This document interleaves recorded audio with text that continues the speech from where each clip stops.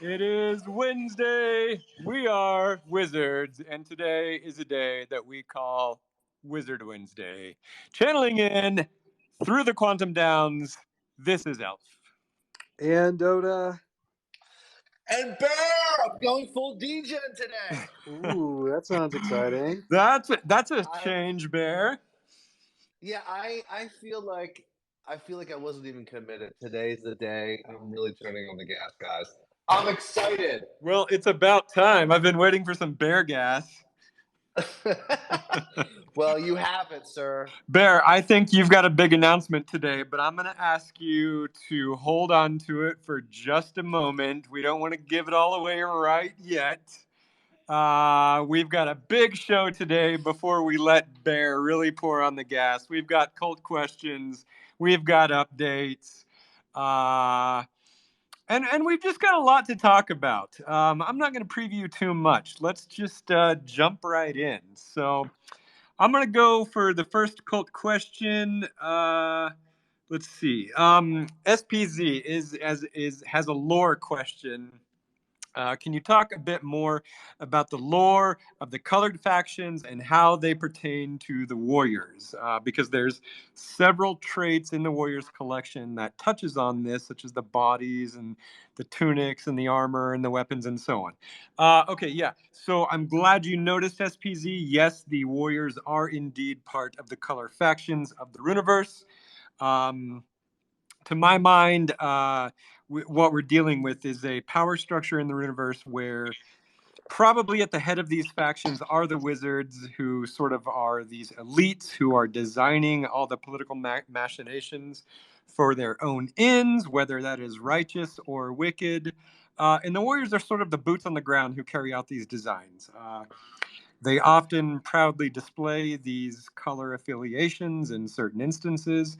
So, yes, the colored armors can be depictions of the color factions, but really just depends on what your character's lore calls for.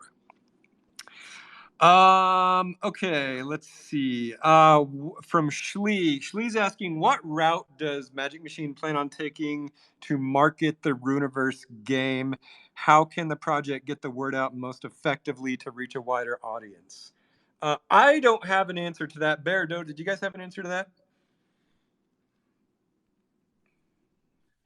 Wait, what was the beginning of it? Was how to get to a wider audience? Basically, how does Magic Machine plan on marketing the Runiverse game and just really getting it out there? Oh, how do we plan on marketing? Yeah, we can talk about that. I mean, I think there is a guy who runs marketing over at Bisonic, but essentially there's a couple different phases to it. The two big phases are marketing to the native Web3 audience, and then switching gears and then marketing to the Web2 audience.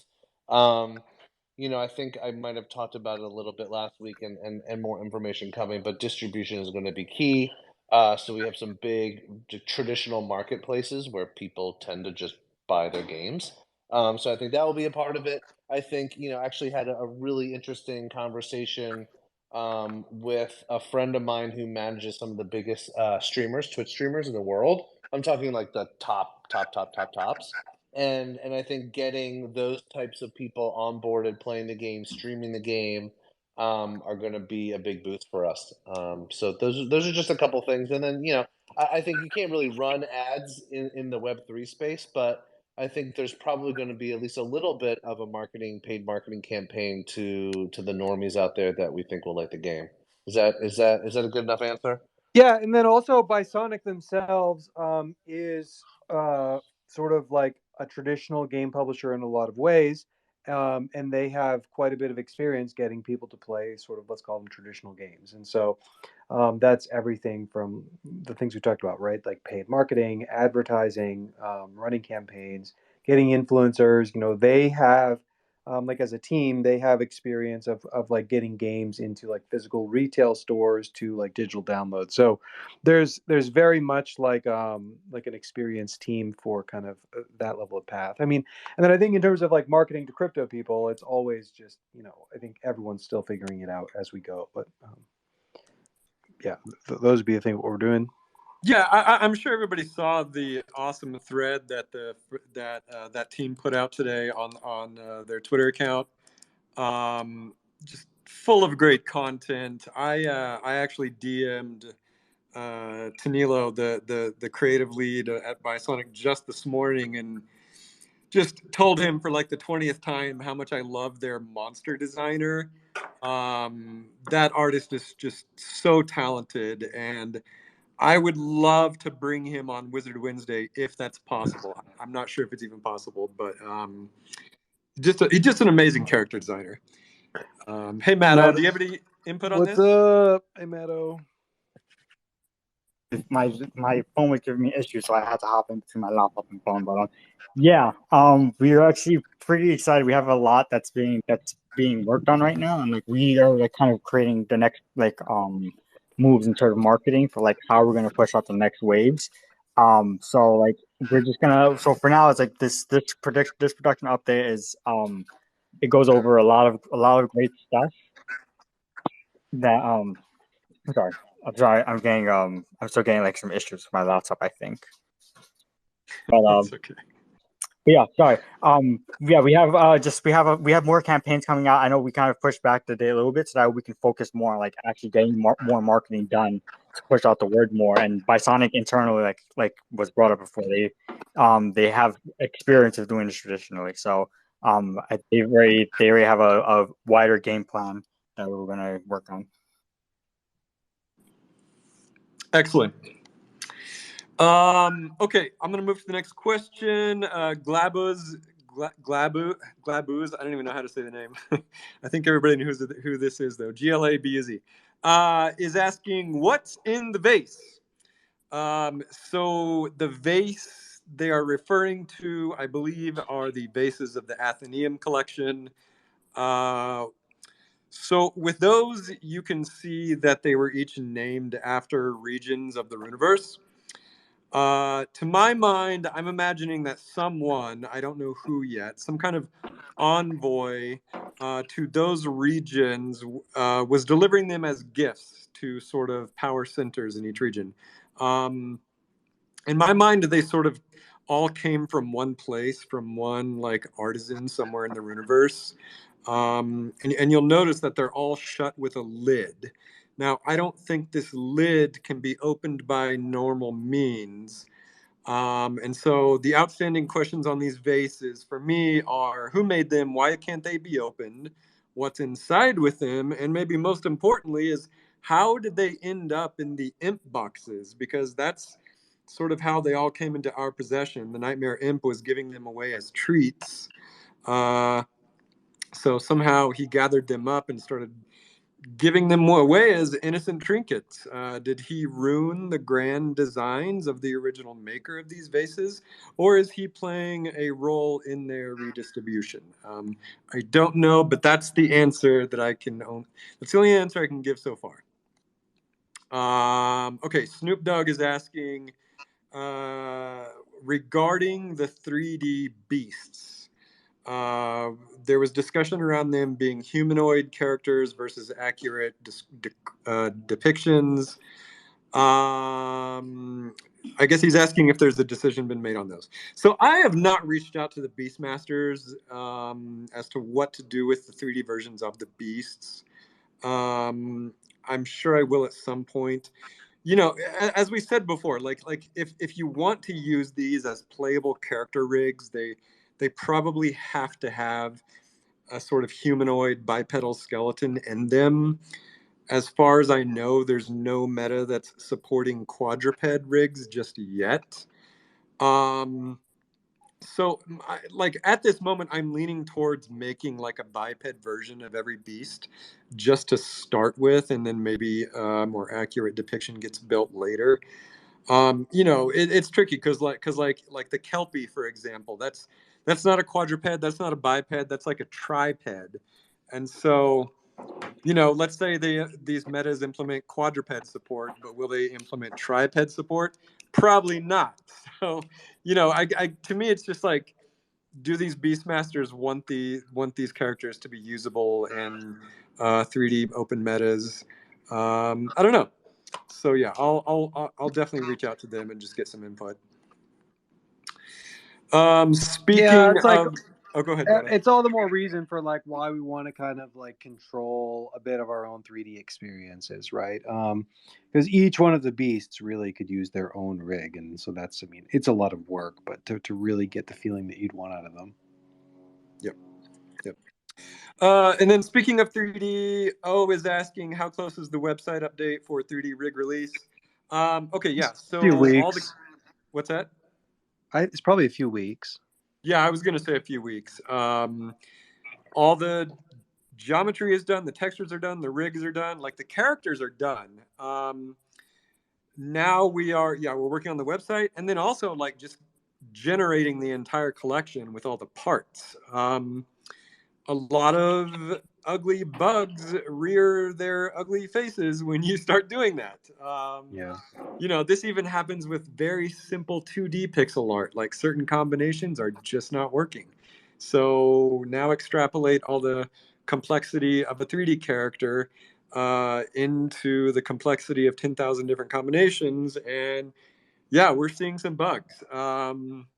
You know, they're getting fixed every day, and along with the website being built. So I'm going to guess another probably 2 weeks. These things I'm take also going to time. say, I'm also going to say the team is doing such a kick-ass job of the site. You know, we have this dev chat in the Magic Machine Discord where we watch the devs and you know, post updates, and Elf's coming in there and with design stuff, and oh god, it just looks so good. I think everybody's going to be very happy with it. Yep. We just want to put our best foot forward with this. We don't want to rush it.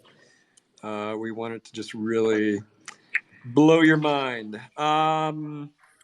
Okay, Bear. I think it's time for your glorious announcement, and I'm just gonna let you have at it. So, what do you got?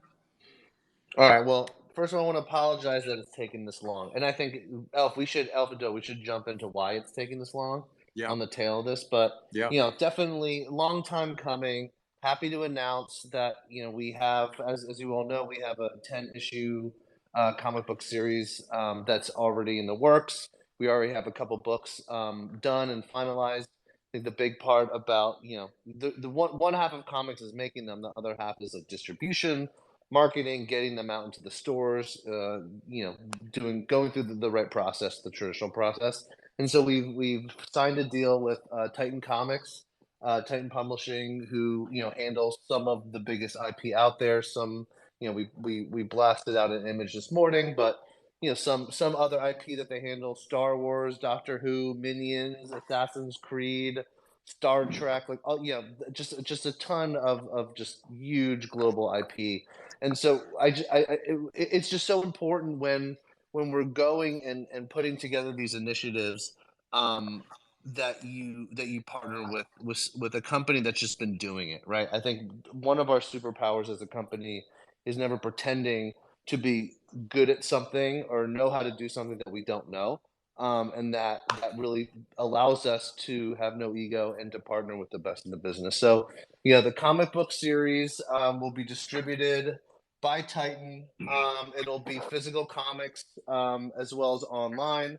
The timeline is fall of this year.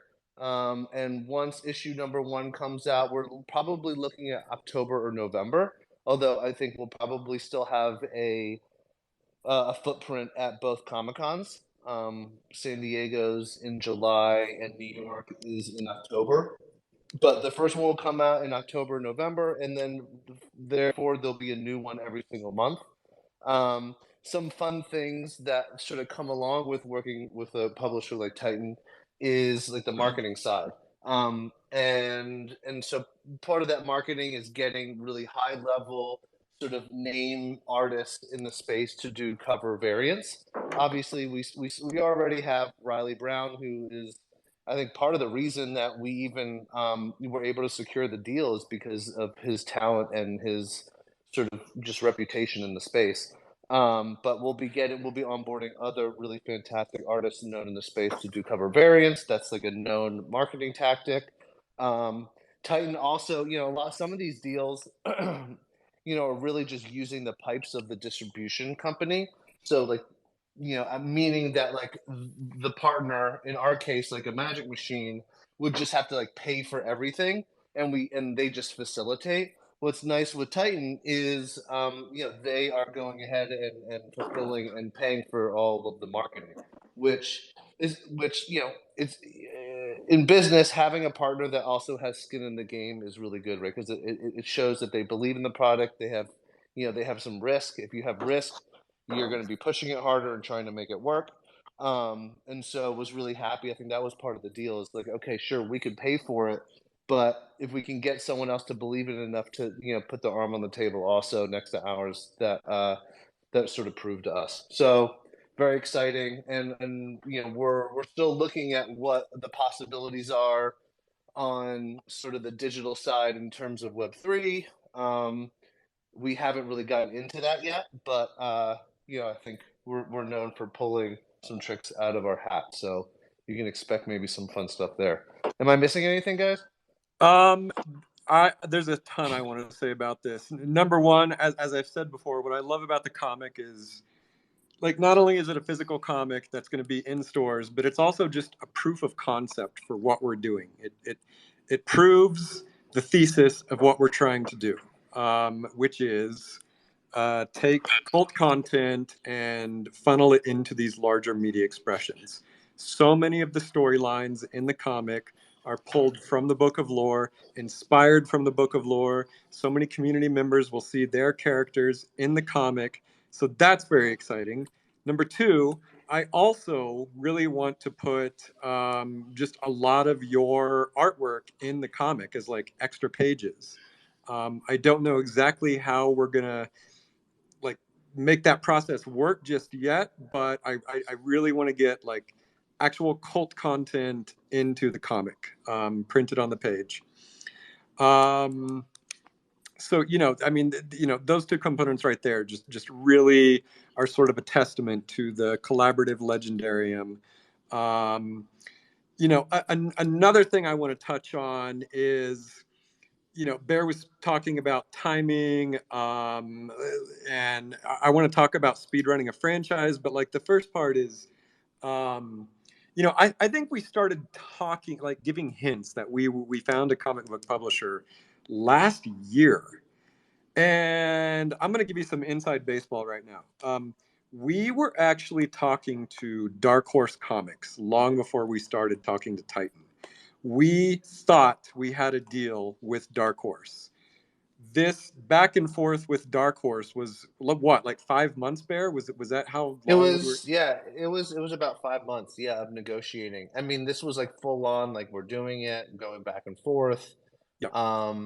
And yeah, well, you can tell the rest of the story. I'll let you. Well, just so when we started talking about it, like we actually thought we had a deal with Dark Horse. Like we thought any day we were going to announce it. And like at the 11th hour, at the very last minute, they got cold feet purely because of NFTs. And this is the sort of thing that all NFT projects are dealing with now. Is there's just a lot of misinformation about what an NFT is, and some people at Dark Horse had bought into that negative hype. I'm not saying everybody at Dark Horse there, but someone who was able to pull the trigger just got skittish about NFTs and pulled out at the last minute. So I bring this up not because it's like not as necessarily bad news. It's just like to me it just means we're still very early. This space is still being developed, and kudos to Titan to recognizing what NFTs and Web3 really has to offer. So, it's just, and it's just, again, it's like, this is why it sort of took us so long, because this is how the legacy media industry works. Like you can get sucked into a 5-month negotiation that then just falls out from under you at the very last minute. So I don't know. Welcome to my life every day. Yeah. Talking. Yeah. I mean, my main interaction is talking with people who either don't know what Web3 and NFTs are, or they like fanatically hate them. And so, you find out over time, and I try to, like front load the conversation so that I don't waste my time, the cult's time, the company's time. But you never know. You never know what's going to happen when you're dealing with these other people. The last thing I did want to say to end on a positive note is, I shared a couple pages, new pages that came in from Riley and the colorist, and I'm like, where do you think Where? on like this? Well, no, not publicly. I shared it to Titan, and I go like, where on the spectrum does this fall in terms of like quality? And I was, and they were just like, it doesn't get better than this. They're like Riley, like, and of course the pages I shared just look so good, but like just to get that validation from a company that just purely works in publishing and comics, for them to give that feedback. I mean, they think that the success, a lot of the success that they believe is in this series is gonna come even just from the quality of the art. So I couldn't be more over the moon, and to be able to, like you said, Alf, like publish this comic book in stores across the world that are inspired by stories written by the cult and by us. This is just what it's about, and it gives me goosebumps. I'm so excited. I also agree with the quality. It's just unbelievable. I know that you were saying you might even want to leak one of the pages, and so I don't know if we're ready to do that. But I can't Why don't wait I to get share? into I'm the gonna people's share one in hands. Discord. I'm gonna share one in Discord right now, just Okay, because. man, Why it's not? just too good. Every frame just like kills me with how fun it is. Yeah, yeah, it's great. And it's and like a lot, like we've had a lot of like sort of I don't know, tech guys, I guess I'd call them, like people who only have like the Web3 tunnel vision. They're like, why are you even messing with the legacy entertainment industry? Right. And I'll tell you why. Because we are a media franchise. It's about the intellectual property. There is no reason not to reach into a Web 2 audience. It is only going to help the Web 3 component. There is a scenario in my head that's just playing over and over, where I'm looking forward to the day to where a fan of the Forgotten Runes comic unknowingly tells an NFT cult member, "Hey, have you heard about Forgotten Runes?" That is going to be a magical moment. And it's like, if the Web3 community wants to grow, you have to reach into the Web2 community. I mean, it seems so obvious to me, but I don't know. Some people don't Yeah. see it that way. Well, no, and it's just like the the path. People are so quick to like throw away tradition as like useless, and the fact of the matter is that like so many of the IPs that you know and love that you see in the theater started as a comic book, right? Because how it's very expensive to make a movie that you see in the cinemas, and so you have to kind of test the story and the characters and experiment with things like along the way, and using a comic book is like a very traditional way for that sort of IP to grow. And so, also at the same time, you basically have this entire industry. These people, their whole business is we make comics that are of high quality. We get them in bookstores, and people buy them and enjoy them, and like they understand how to do that process. That is a completely like. It's not just that they're gatekeepers for no reason, just for status or something. Like they're gatekeepers because sort of their business depends on it, and so you can actually get a higher quality product versus just hiring a Fiverr artist and then like throwing this token gated NFT on OpenSea or something. And so yeah, I think that it's like completely valuable to put yourself through the rigor of that process. And and of course we've got Joe, our writer, and we've got Riley, the artist.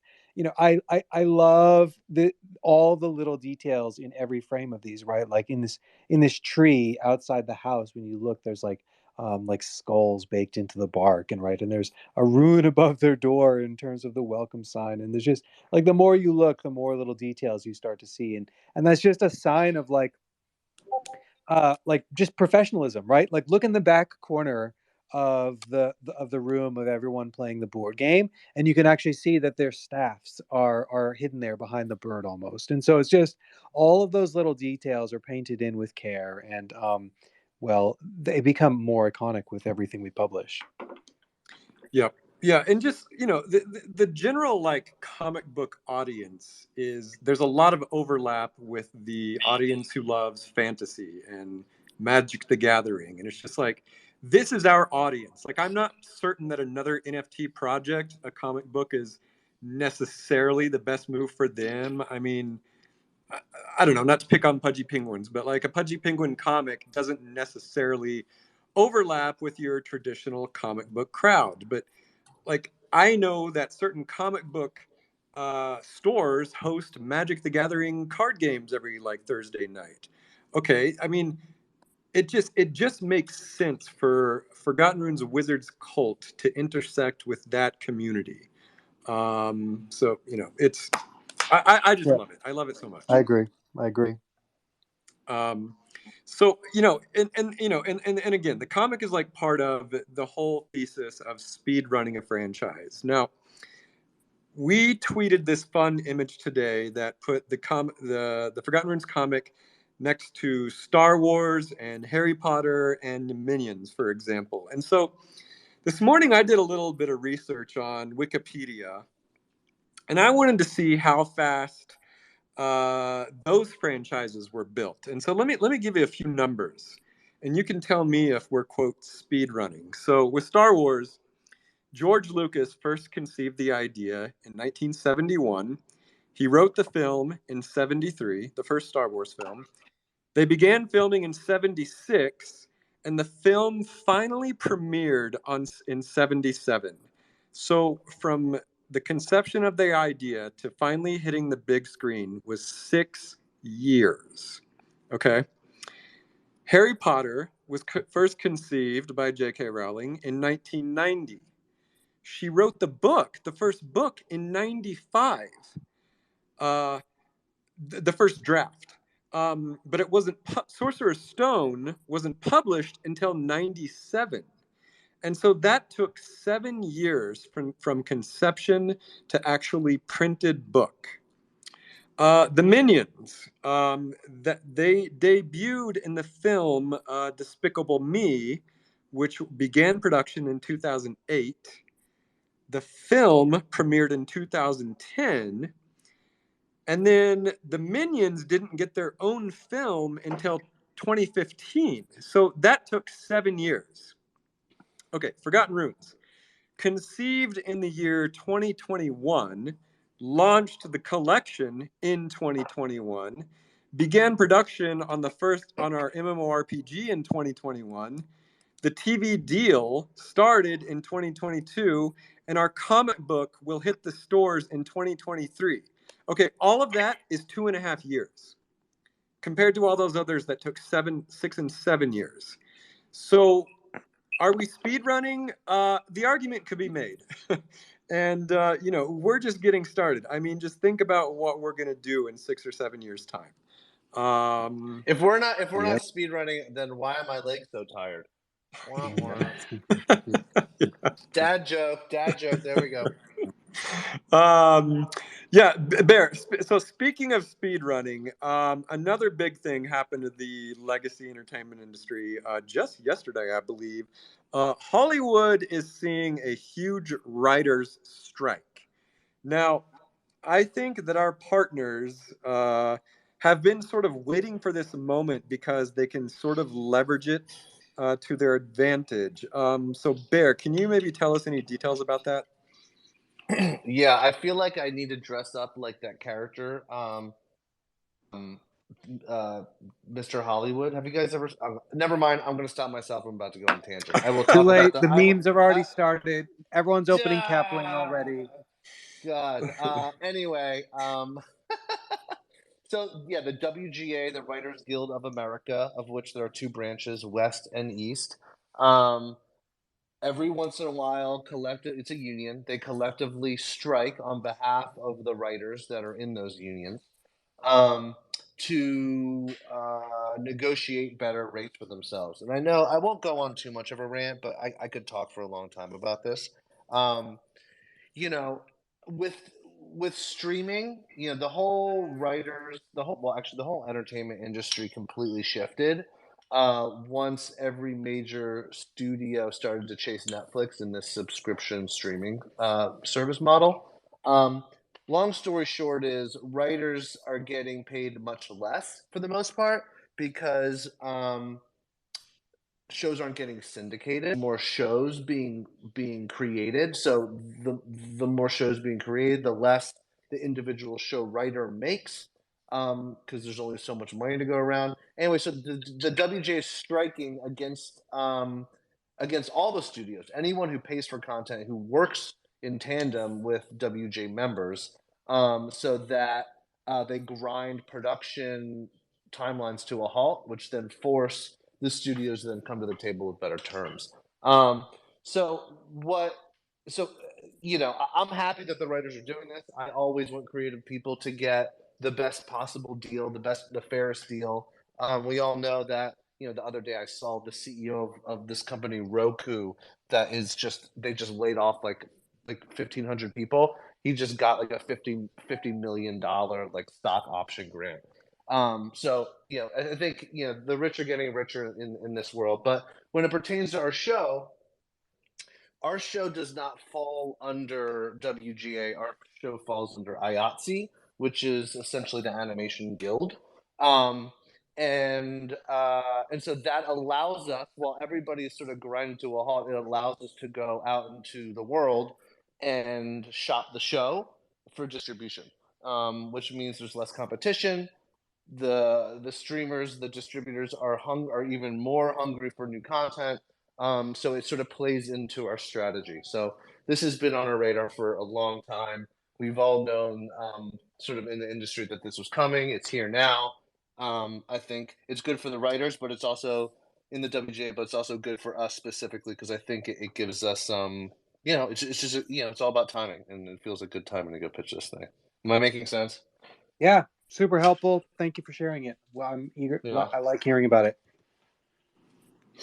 Cool. Johnny, Johnny, do you have a question? Yeah, what's up? No questions. I just wanted to say that I'm gonna go ahead and airdrop the rest of my Kanto Ravers that I'd shown y'all earlier.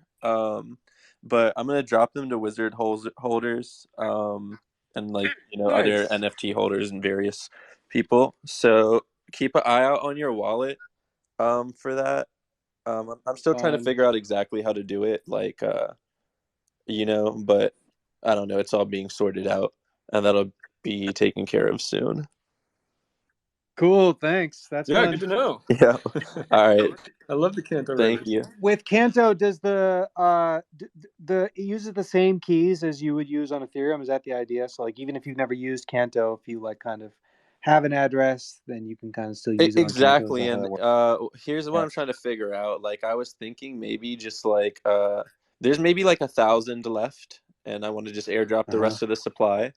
So I was thinking maybe airdrop to the top 100 holders of a few collections, but I want to be more inclusive than just doing it for people who hold a lot of whatever NFT. So I want to be able to involve everybody. So I might do the top 100 holders of 2 or 3 collections or 4 collections, and then put out some tweets that are share your wallet and we'll go ahead and drop Ravers to you, and do it that way.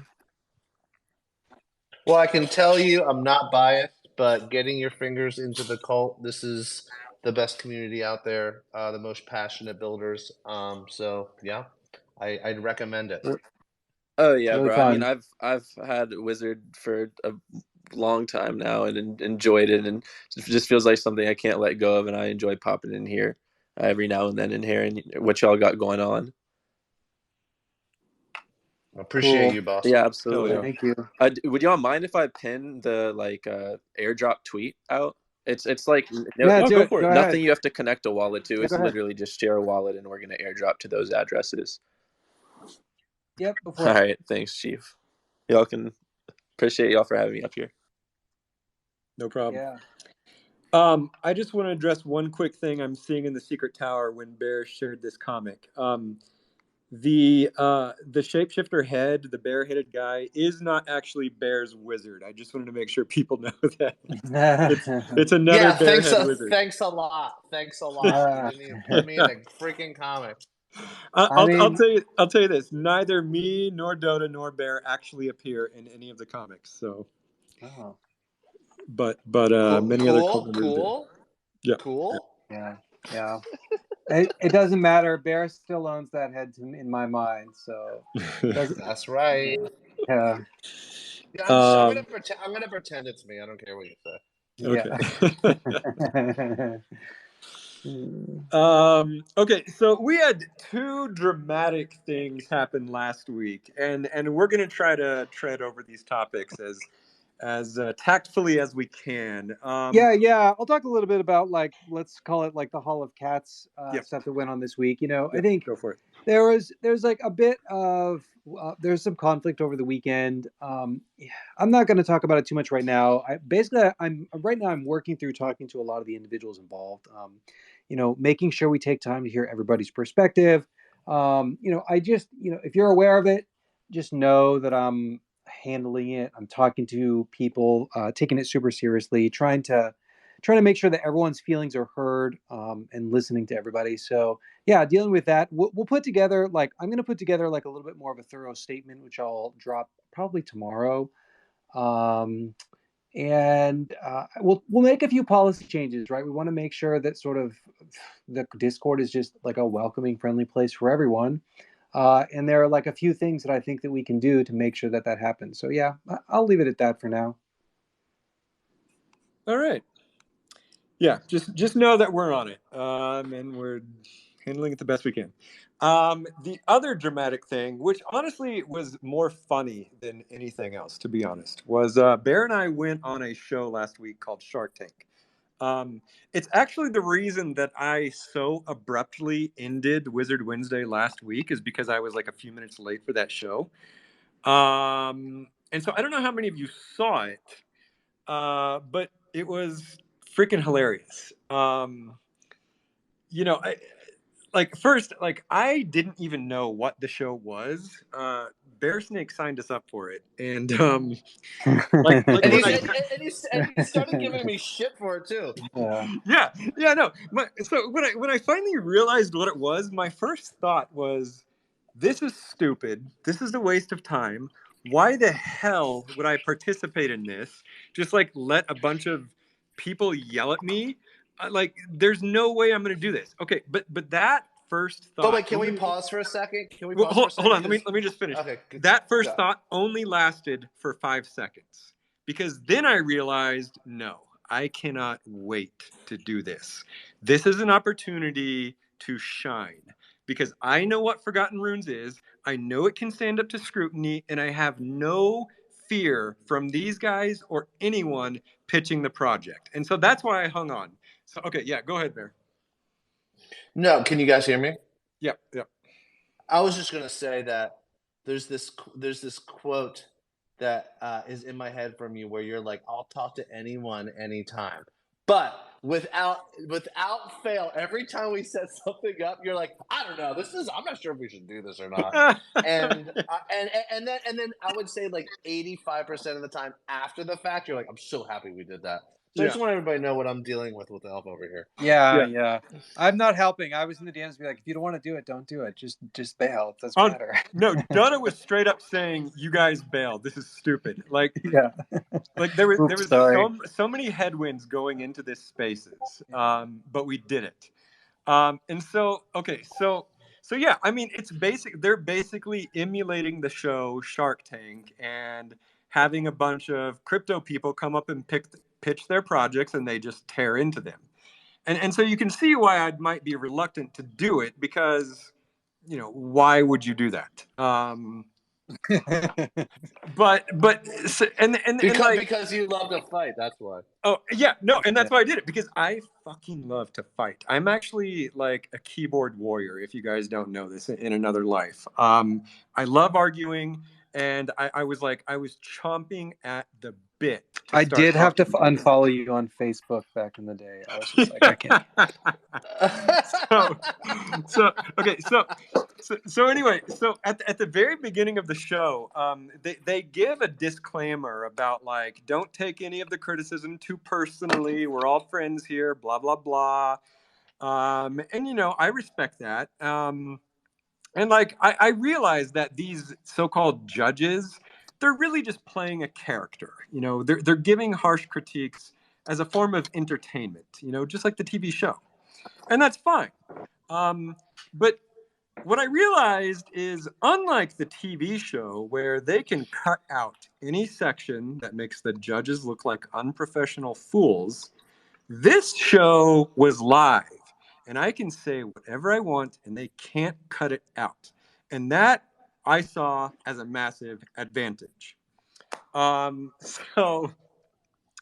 there, if you guys saw the show, there was one judge in particular who really wanted the audience to think he was an intelligent, tough guy giving an honest critique. But to me, it was so transparently obvious that this was just a facade. And I'm thinking, like, fine, you can play your tough guy character, but I am not gonna play the submissive contestant who's here to learn. For one simple reason, because this clown has no idea what he's talking about, quite frankly. And so basically what ended up happening was all of his critiques amounted to, you must be lying.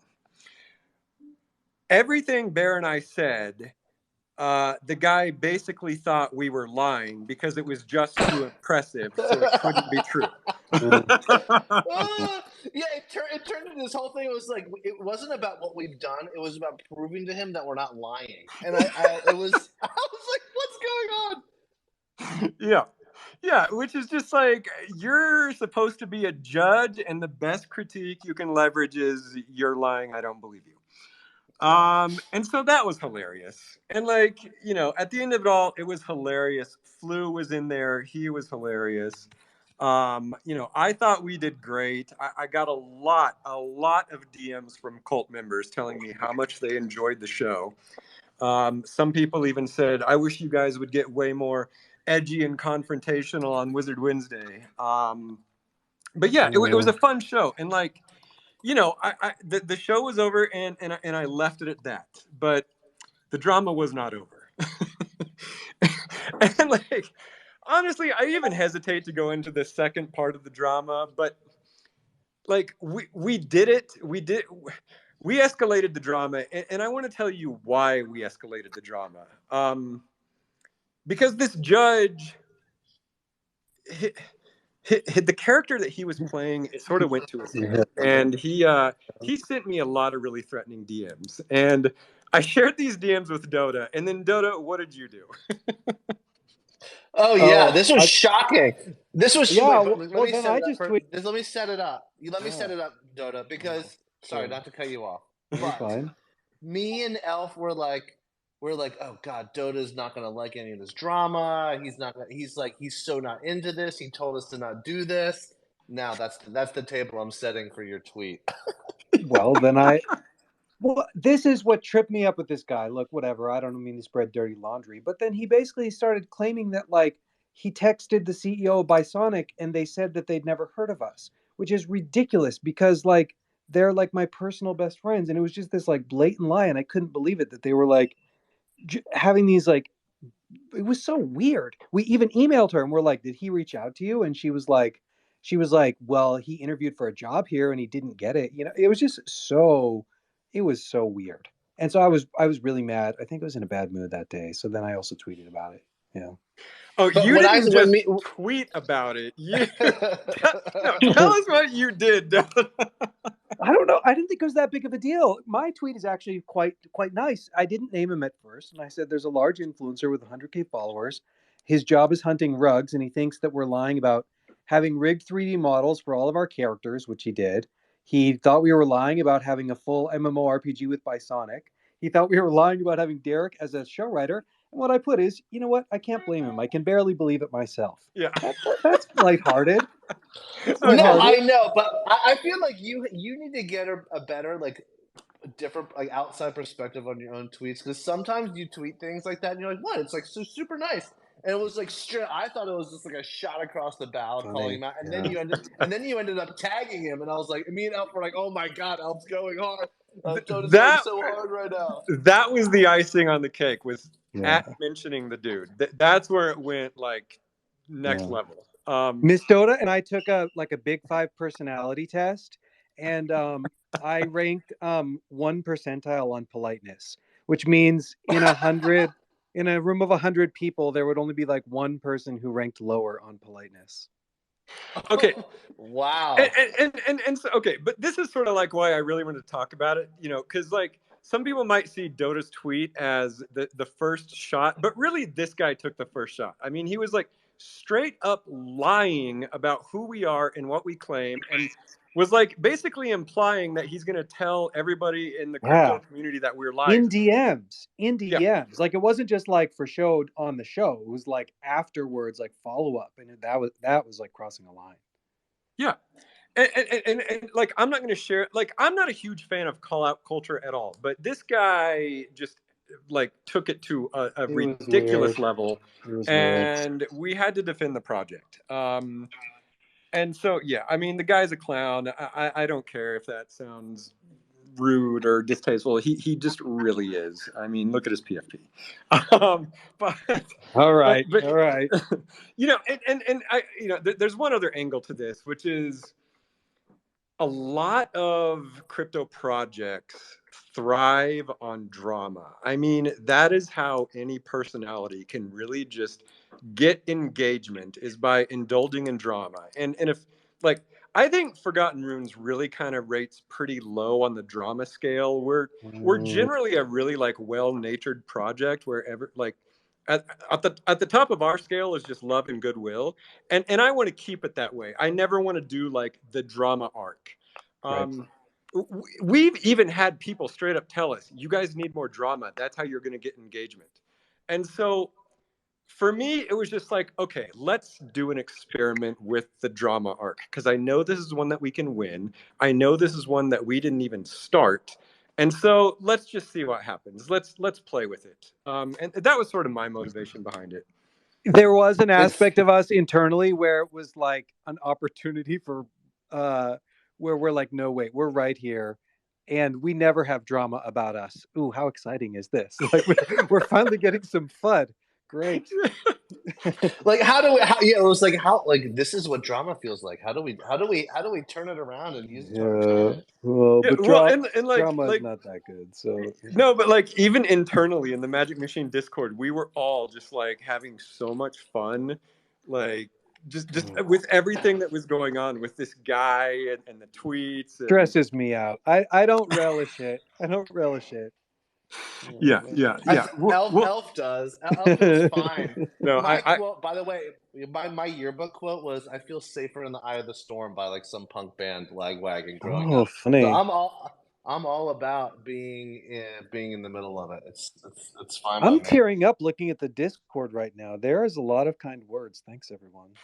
Yeah, let me be clear. I don't necessarily like the drama either. I don't like call-out culture, but I do like to argue if I know I'm right. And I knew that if I went onto this show, I would be right in pitching Forgotten Runes. It's such an easy pitch. Like I'll pitch it in front of anyone.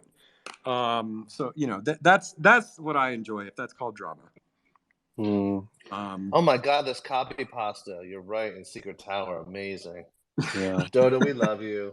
I feel it's like that moment. You're not in the one. You're not in the 1%. When like Katniss Everdeen is like up on the platform, and like the community is like holds up 2 fingers or something. Wait, are you Katniss? I guess. J-Law? I think in this situation, I'm so relatable. You are. Godlike charisma. Oh boy. Okay, we've got about 10 minutes left. There's been some really great cult content. Speaking of Dota and godlike charisma, Castamere did a really great piece. I know he's been working on it for a while, but it looks like it's finally finished. It's got the 3 of us, just looking cool AF. And, even though Dota's got the godlike charisma, I still think I look the coolest in this. Although I Bear, I don't also know. dig that you're wearing the jacket. I'm like squatting all gangster style, like laid back casual squat with the jacket. Yeah. I'm giving you a run for your money. I'm sorry. Yeah, I agree. Beautiful piece, Castamere. Artist of the Rock. I have been following Artist's 3D arc over the last few months, and it looks like she's getting better and better. This latest piece is super fun.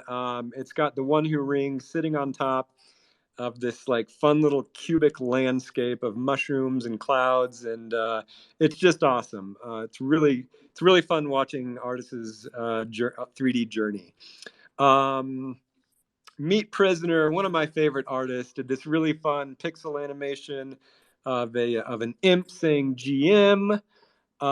Speaking of imps, MMAs.eth has a really fun low resolution wizard imp. Wise Sam, always with the bangers. I love this recent piece by Wise Sam. It's of I think it's one of Jitsy's warriors, and it's a really colorful warrior. It's funny because like in the pixel art version, it's almost like too colorful and garish, but then in Wise Sam's rendition, he just made it work. The colors just look so awesome. And it's of the imp eating ramen out of their helmet. I just love this piece. Angus of Moo did a really fun sort of My Hero Academia crossover, basically just giving all the stats on their wizard. Merlin shared a really fun feature from the Forgotten Worlds Minecraft meta. I don't know anything about Minecraft, so I can't say much about this image, but it looks great. Magus Wazir did this really fun series of garden statues of a bunch of wizards. Gotta say, the goat looks the coolest once again. Schlee's been doing some really fun pieces lately with these really great color palettes, sort of neon palettes, and this latest piece is of a pixelated frog with this palette. I forgot to give a Black Sands Grand Tour racing update today. So I think this is the last week of the Grand Tour. They've just rounded the Kobold Crossroad. Bear, how's your pony doing? Pretty sure I'm beating you. Yeah, I had dinner. So I had dinner last night with Sharon and Jay Mander and Wiz Daddy. They were so generous. They opened their home to me and Miss Dotta and my kids, and we went over there. And the kids swam, and we saw their dog, which I think she's been posting about in Familiar Fridays. And we just had such a lovely time. Such a lovely time. She had so many good things to say about tons of people in the car. Colt. She's just a gem. One of the things that she said is "Oh, I'm in first place in the pony races," and I thought that was really fun. So I don't know where everything stands today, but I think that Sharon was in first place for at least. She is in first place. I'm looking at the rankings just now. Damn, Yeah. Sharon, that is impressive. Yeah, she's doing a good job. No, that's. I mean, being in this race for the first time, it takes effort. It really does take effort to be number one. I mean, I'll be honest though, like the only race I'm in is to beat Elf, and so I'm number one in my own head. Okay, well, we still got a week left. Black Sands, hello. Yeah. Oh, go ahead. Yeah, go ahead. Hey everyone, how are you? Hey. Good. Yo. First of all, I mean, team, congrats for everything that you have been shipping this week. It's been amazing to just see the comics, see the updates from the Runiverse game. It's amazing. Everyone is so excited. I am super excited. So amazing to be part of this. Yeah, thank you so much. Talk to us. Is there anything about Black Sands you want to talk about? There's 1 week left, right? Yeah, there's 1 day left for the Runiverse. Oh, 1 day left. Okay. And Sharon is indeed leading by a narrow 2 points over Oz. So it's gonna be a photo finish type of race here. After 3 weeks, everybody's very, very close to bringing it home. So tomorrow we will know the winner. So good luck to everyone. Couple of rows left, so it's really to the last minute. But second update that I want to fit in, if we can, we just published an interactive map for Black Sand with the amazing work of Pedro that actually put it together, Feckless that created the art, and Leaf that brought the rhythm and soul to life with his music. So really another amazing cult effort. Go visit the Black Sand site. You will find an interactive map that you can navigate and see all the buildings and everything that Black Sand has to offer so far. So just wanted to give that update to the community. I love it. The Black Sand site is really impressive. There's so many features. There's so many metrics. So much information on it. It's just, you know, again, a whole world building effort. I'm so impressed. But yeah, I mean, congrats to Sharon and Oz. You're like 2 points away. I mean, this race is not over yet. It's anybody's game. I mean, you know, even in third place, that they're only like 4 points behind second place, Melon with Brosaurus. Fourth place is Zizzle, and then fifth place is Tad. Yeah, I think I'm in like 65th place, but it's okay. There are prizes for people who aren't in the top places too. Okay. You may get lucky and get the last place prize. Well, I'm like 100. Well, no, let's see. Yeah, about 100 places behind last place, so I don't think I can get that either. Try harder. Yeah. Try harder. Love it. That's like my life motto. Yeah. But let's see. Do I have any other cult content that I need to shout out? One super fun thing this week is we have a wedding in the cult. Magus Wazir and Artist Rock will be married this weekend. I'm going to the wedding. It's going to be incredibly fun. So yeah, congrats to the new couple. Okay, Dotta, you get to have dinner with Sharon and you get to go to Waz's wedding. Yeah. I mean, what the hell? It's going to be great. I'm going to meet Slim and Slim's wife, I think, are going to be there. And yeah, I don't know if anyone else from the cult is, but it's going to be super duper fun. Yeah, that's congrats. The one who rings. I think we might need to change the name. Yeah. Put a ring on it? The one who put a ring on it. I don't have a good name. Yeah, the one who put a ring on it. Exactly. Yeah. There you go. Yeah. Well done. Well, I don't know. Is that what we have for the show, boys? I was actually writing a bit earlier with my headphones. I actually would go a little bit over the Runiverse update. Please. Yeah, go for it. Yeah. So for anybody who hasn't seen yet, we put out a blog post today that for like some updates. It has a lot of great stuff in it. It has like some of the beautiful art assets that we have going through some of the cities. It has some of the new like visual effects for like stat buffs and stuff. It also goes through a little bit of like the UI for how decorations are going to be for like actually like making you for your house that you can customize with. It goes over like some of the dungeon UIs and some of the mechanics that we're going to be employing, and then at the very end there's a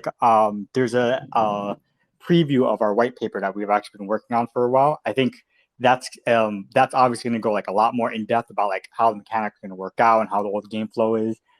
That I'm really excited for, but you can kind of like, if we posted some pages there that we thought would be exciting to read, so you kind of get the general gist of what some of the mechanics are going to lead into and such. So definitely check it out today. We posted it on our Discord, so please feel free to dive in and take a look at everything that we have. There's so many fun gifts and such like great artwork in that update. It's a pretty big dump of information and of images. So I think there's a lot to dig through to get a lot of good information from. Cool. Yep, it was a great thread. So much fun stuff. So much good artwork. It's coming along nicely. Okay, well, I think it's time. Unless there's anything else, Bear. Dotta. I'm good. Yeah, I'm good. This song came to us from a request by Zayla Soul, who reminded me that this song was indeed written by a Dream Master. If you listen to the lyrics, I think that's actually true. Channeling out from the Quantum Downs. This has been Elf Dotta, Bear Snake, Black Sands, Madotsuki. and every wizard in the Forgotten Runes Wizards Cult. GN, everybody. Bye. GN.